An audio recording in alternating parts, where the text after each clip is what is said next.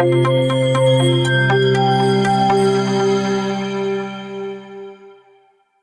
everyone, welcome to another lecture of general medicine where I make a dreadful topic easy to learn, and we shall be studying from the mind maps by MediStudy Go in this very book on general medicine. Every topic has been represented pictorially, making it more interesting, easy to learn and easy to remember. So let's get into the topic for today. So today's topic is a type of jaundice which occurs due to blockage in the biliary tree.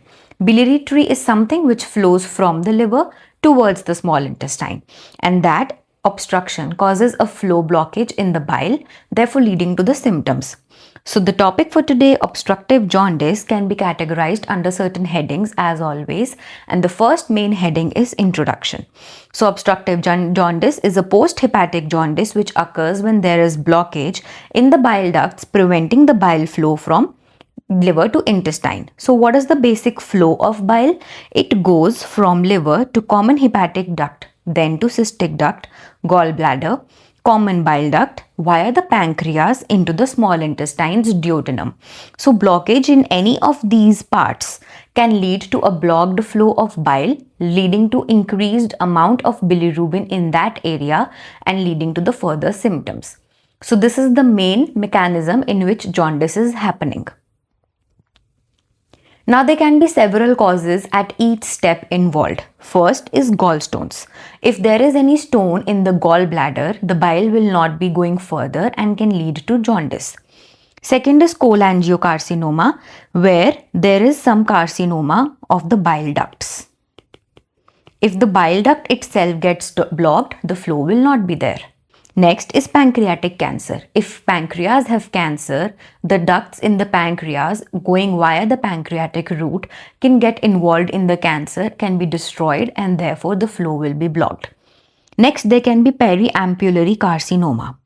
So when the bile enters from the pancreas via the duct into the duodenum, here it contains a sphincter. The carcinoma of this is known as periampullary carcinoma. Next is the choledochal cyst, which is the cyst of the common bile duct. So a cyst in that can also lead to blockage. Coming ahead is liver fluke. Fluke means flatworms. Presence of flatworms in the biliary tree will also cause blockage, and therefore jaundice will happen. Lastly, the cause can be iatrogenic. Suppose any surgery was performed or patient underwent endoscopy, and due to that there is some inflammation in the body or some aspiration has happened, that can also lead to blockage. So these are the common etiologic agents involved in the causation of obstructive jaundice.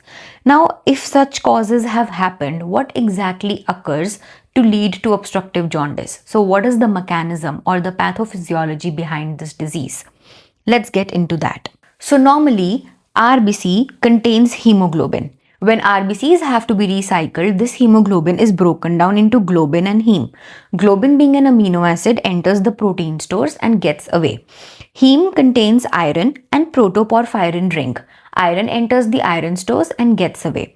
The protoporphyrin is converted to unconjugated bilirubin. This unconjugated bilirubin is taken up by the liver. It is the liver's duty to convert this unconjugated bilirubin to conjugated bilirubin. Now, this conjugated bilirubin travels through the biliary tree and enters the intestine. Any obstruction in this flow leads to an accumulation of this conjugated bilirubin and leads to the symptoms. So, accumulation of conjugated bilirubin and the bile salts means the bile does not enter the intestine. And if it does not enter the intestine, means it is either staying in the tract or it is leaking out into the blood. If it does not enter the intestine, means the food which is being digested in the intestine and the fats present in the food, they had to be acted upon by the bile fluid. They will not get that action. So the food which was containing fat will stay in the fecal matter, and the fecal matter will be high in content of fat, which is known as steatorrhea. Also, the bilirubin is responsible for a pigment called as stercobilin. The stercobilin provides the fecal matter the color it has, brownish color of the stools. If bilirubin does not enter the intestine, stercobilin will not be formed, will not be present in the stools, thereby the stools will be pale. Now the bilirubin which gets into the blood, leaks into the blood, shall be filtered by the kidneys. because somehow it has to exit the body. So when it leaks into the blood, it either goes to the kidney or is getting absorbed by the skin. The one coming to the kidney gets filtered as urobilinogen and gives the urine a dark color, whereas that in skin causes pruritus, which is the characteristic yellowish discoloration of the skin known as jaundice. So this is the pathophysiology which explains each feature which is happening in obstructive jaundice. And with that, we come to the next heading, which are the clinical features. As discussed, there will be jaundice associated with fever because any obstruction means there will be inflammation and inflammatory signs. There can be nausea and vomiting, weight loss because the patient's appetite will be lost. There can be fatigue, pruritus, dark urine as we already studied, and pale colored stools. So if you understand the pathophysiology, most of the clinical features are arrived from there itself, and it gets easier to learn those features. After the clinical features have been done, we need to know how to diagnose the patient. What is the characteristic test which confirms that this is obstructive jaundice and some problem is there in biliary tree? First of all, we take CBC, which is complete blood count. During the CBC is done, we check for the RBCs and WBCs count because that indicates if any disease is involved with them. Secondly, we take the glutamyl transferase and the alkaline phosphatase enzyme because anything involving the liver means these enzymes will be increased. We take liver function test because we need to measure conjugated bilirubin levels, which will also be increased in cases of obstructive jaundice. Then we take urine bilirubin levels because urine bilirubin levels will also be increased. Because it is not going to intestine, it is getting filtered by the kidneys. Then we can perform ultrasonography or we can perform CT scan to visualize where exactly the blockage is present. This gives us the location of the blockage. Then we perform MRI to rule out the type of blockage because that is a soft tissue scan which helps us to know what type of blockage is happening. Then there are two specific tests. One is MRCP and one is ERCP. MRCP is specially for the biliary ducts to see where the blockage is present. ERCP is an invasive endoscopy wherein it is also diagnostic but can be treatment also if the blockage is small. So endoscopy is done in the ducts and checked for the blockage location, type of blockage, and visualized and if possible removed there and then. Next, there can be liver biopsy because if there is any outgrowth or there are some detection of growth or carcinoma-like lesions, then we might need biopsy to rule out any malignancy. Lastly, we can do percutaneous transhepatic cholangiography. The name might sound big, but what it means, percutaneous is through skin. Transhepatic means involving the liver. Cholangiocarcinoma is when a dye is injected through the skin to visualize the biliary tract. So these are the tests of the lab diagnosis which we can use to diagnose for obstructive jaundice. Once we are sure the patient has obstructive jaundice, we need to treat this. First and the foremost is bile duct stenting. Wherever in the biliary tree an obstruction is present, we place a stent so as to open that obstruction. Secondly, there can be surgery if there are gallstones or pancreatic tumor or any other tumor in the liver or any other blockage which is present. Surgical extraction of the blockage has to be done. Next, we need ERCP with sphincterectomy. So ERCP, as I said, is an invasive endoscopy along with sphincterotomy wherein the sphincters are adjusted and blockage is removed. If the sphincter is staying contracted, it means it's not opening and closing fine. So we need to correct that. Then we can use UCDA acid. It is basically bile acid which is injected so as to dissolve the bile salts which form the stone. So acid is being used to dissolve the stones. Lastly, if the cases are severe, we might need liver transplant. If nothing is helpful and the liver is collecting bilirubin, it is going to inflame and it is going to stop the functions it has for the body and regulatory functions of the body. If they shut down, that's a severe and an emergency situation. So the patient might become a candidate for liver transplant. Now, once we're treating the patient, if a patient is responding positively, that is good. But if a patient is not responding, there can be certain complications because of these physiologic reactions which we studied.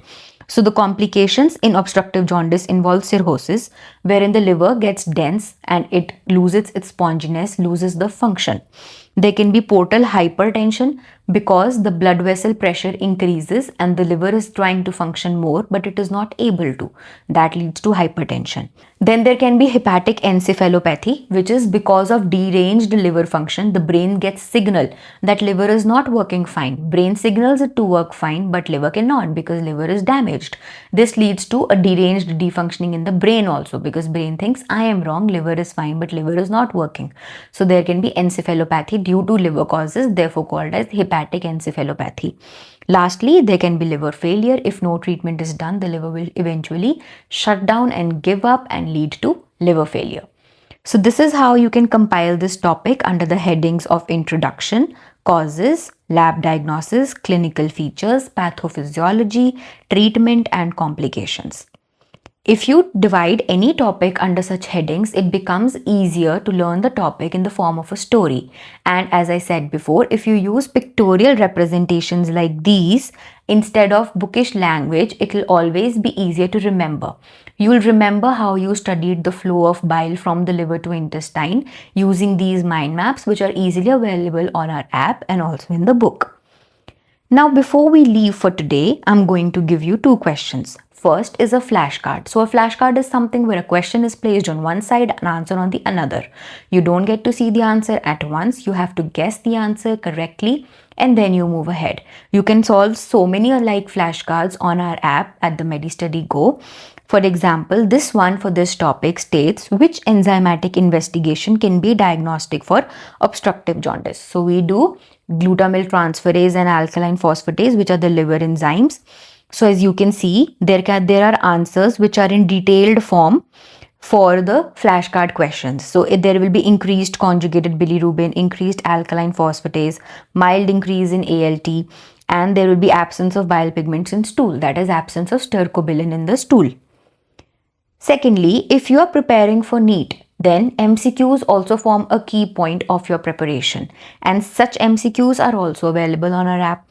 For example, for this topic, urine in obstructive jaundice is, so as we studied, the pigments which had to go to the stool area are now coming to the urine area. So urine is becoming darker in color because of the presence of urobilinogen.